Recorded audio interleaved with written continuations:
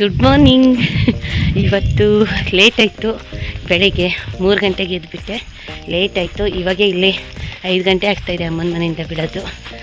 ಇಲ್ಲಿಂದ video start ಮಾಡ್ತೀನಿ. ಯಾರೂ ಇಲ್ಲ ನೋಡಿ ಇವತ್ತೇನು.